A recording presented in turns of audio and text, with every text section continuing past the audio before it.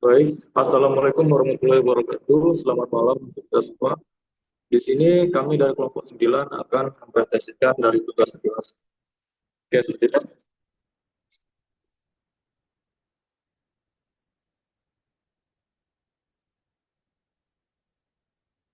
Di sini adalah tentang kami, yaitu yang pertama Ronaldo Manoli, saya sendiri, Jonathan, Asri, dan juga Anton. Selanjutnya,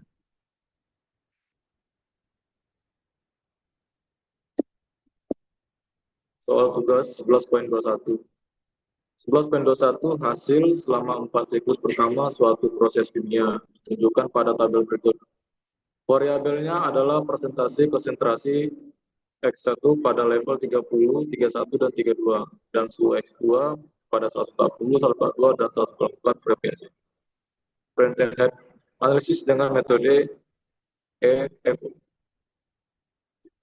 Selanjutnya, metode EFO pada militer memasukkan data pada militer seperti yang ada di gambar. Oke, selanjutnya. Dan ini adalah hasil analisis kode koefisien seperti berikut. Oke, selanjutnya.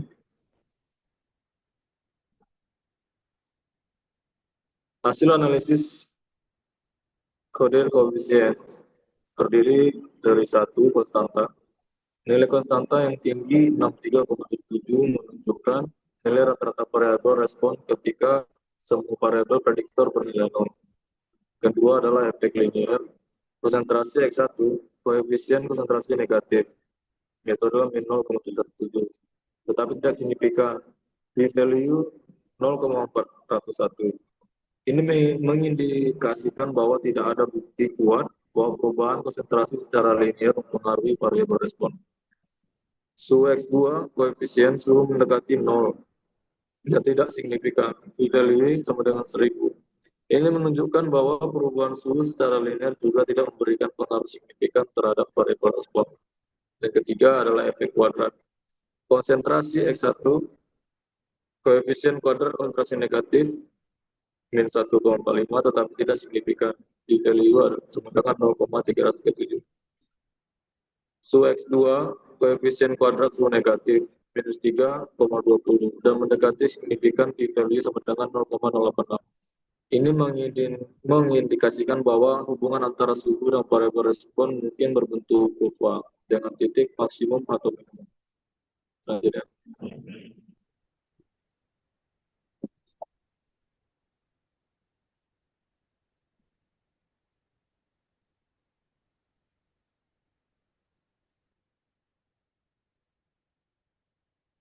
Oke, selanjutnya metode EVOP pada metode militer. Hasil analisis 4. Interaksi. Konsentrasi kali 1, suhu kali 2. Koefisien interaksi positif 0,975. Tetap tidak signifikan. P-value sama dengan 0,357. Ini menunjukkan bahwa tidak ada bukti kuat adanya interaksi antara konsentrasi dan suhu. Kesimpulan awal, efek linear. Baik konsentrasi maupun suhu secara individu tidak memberikan pengaruh linear yang signifikan terhadap variabel respon. Selanjutnya efek kuadrat. Efek kuadrat suhu perlu diperhatikan lebih lanjut karena mendekati signifikan. Ini menghasilkan kemungkinan adanya hubungan non-linear antara suhu dan variabel respon. Interaksi. Tidak ada bukti kuat adanya interaksi antara konsentrasi dan suhu.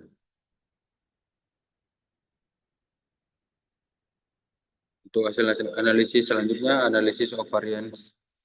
1. Model. Model secara keseluruhan tidak signifikan. P-value sama dengan 0,308 lebih besar 0,05. Artinya, model yang dibangun tidak dapat menjelaskan secara signifikan variasi pada variabel respon. Yang kedua, efek linear. Baik konsentrasi X1 maupun X2 secara individu tidak memberikan pengaruh yang signifikan terhadap variabel respon. P-value lebih besar dari 0,05. Yang ketiga, efek kuadrat. Efek kuadrat dari suhu X2 pangkat X2 mendekati signifikan P-value sama dengan 0,086. Ini mengindikasikan bahwa hubungan antara suhu dan variabel respon mungkin bersifat kuadratik. Yang keempat, interaksi. Interaksi antara konsentrasi dan suhu tidak signifikan. P-value lebih besar 0,05. Artinya efek gabungan dari konsentrasi dan suhu tidak memberikan kontribusi signifikan terhadap variabilitas variabel respon. Selanjutnya, hasil analisis of variance, kesimpulan awal. Berdasarkan hasil analisis ini, dapat disimpulkan bahwa yang pertama, model regresi yang dibangun belum cukup baik dalam menjelaskan variasi pada variabel respon. Selanjutnya, efek kuadrat dari suhu mungkin memiliki pengaruh yang perlu dipertimbangkan lebih lanjut. Yang ketiga, efek linier dari konsentrasi dan suhu serta interaksi antara keduanya tidak memberikan kontribusi yang signifikan.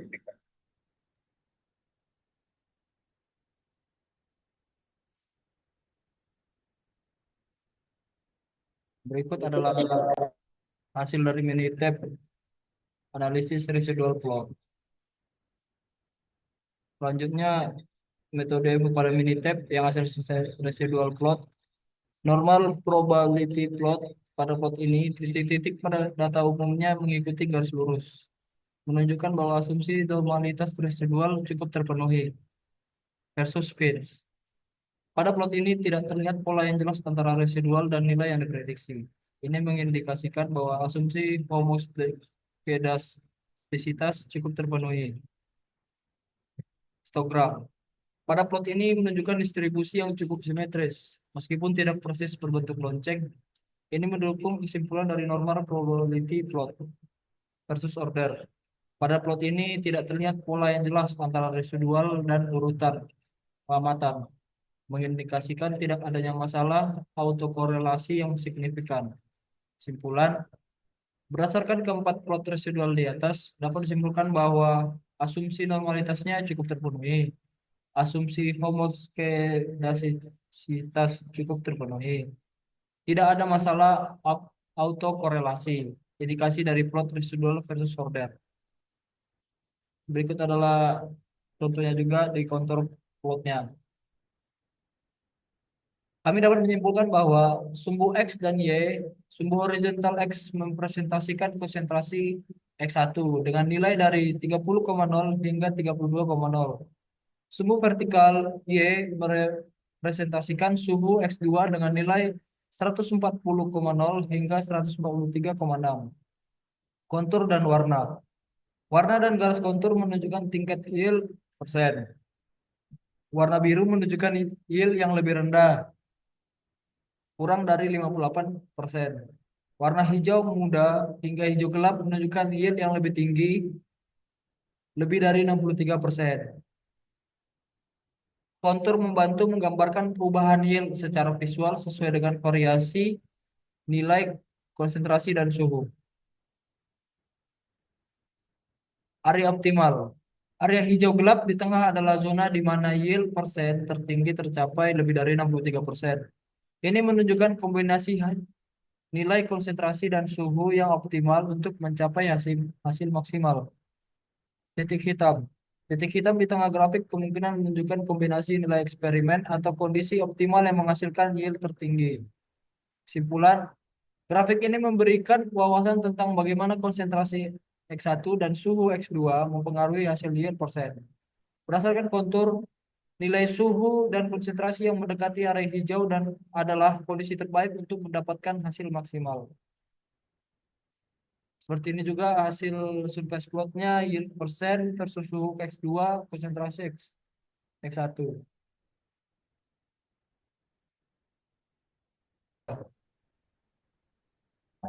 Oke, selanjutnya kita akan menjelaskan tentang hasil analisis dari surface plot yang kami dapatkan bahwa sumbu X, Y, Z yaitu di mana sumbu X mempresentasikan konsentrasi X1 dengan rentang dari 30 hingga 32. Sumbu Y mempresentasikan suhu atau X2 dengan rentan dari 140 hingga 144. Dan sumbu Z mempresentasikan yield atau persen dengan rentan dari 58 hingga 64. Permukaan 3 dimensi. Yang pertama, ada grafik yang menunjukkan perubahan yield. Di mana grafik ini menunjukkan yield atau persen berdasarkan kombinasi nilai konsentrasi atau X1 dan suhu X2. Oke, ada area yang lebih tinggi juga pada permukaan dengan puncak yang lebih terang, menunjukkan dengan yield atau persen tertinggi. Setelah itu ada area optimal, yaitu puncak yang terang pada permukaan menandakan kombinasi konsentrasi atau X1 dan suhu X2 yang menghasilkan yield atau persen maksimum atau mendekati 64%. Next, di sini ada visualisasi di mana permukaan ini memberikan representasi visual yang lebih intuitif dibandingkan contour plot, yaitu memungkinkan pengamatan langsung terhadap interaksi antara dua variabel atau X1 dan X2 terhadap hasil yield. Jadi kesimpulannya, grafik ini membantu memvisualisasikan hubungan non-linear antara konsentrasi X1, suhu X2, dan yield persen. Kombinasi optimal dapat ditemukan pada area puncak terang yang menunjukkan kondisi terbaik untuk menghasilkan yield maksimum. Next, di sini ada hasil analisis dari rekomendasi optimal, di mana untuk mencapai hasil maksimum, disarankan menggunakan nilai konsentrasi X1 dan suhu X2 yang berada dalam rentang optimal seperti yang ditunjukkan pada grafik. Di sini ada grafiknya, yaitu di mana optimalnya itu D-nya itu 0,9085 dan maksimumnya yaitu di Y-nya 63,8597, konsenternya ada 32,0 yaitu berhenti di 30,7475, sementara suhu X2-nya berhenti di 141,9394. Next, ada kesimpulan akhirnya, yaitu hubungan kompleks itu menurut kami yang pertama tuh interaksi antar variabel, yaitu plot menunjukkan bahwa hubungan antara yield, suhu, dan konsentrasi bukanlah hubungan linear yang sederhana. Perubahan pada variabel, misalnya suhu, akan memberikan dampak yang berbeda pada yield pada variabel lainnya atau konsentrasi. Lalu optimal, terdapat pada plot di mana kombinasi suhu dan konsentrasi menghasilkan yield maksimum. Titik ini sering disebut sebagai titik optimal. Lalu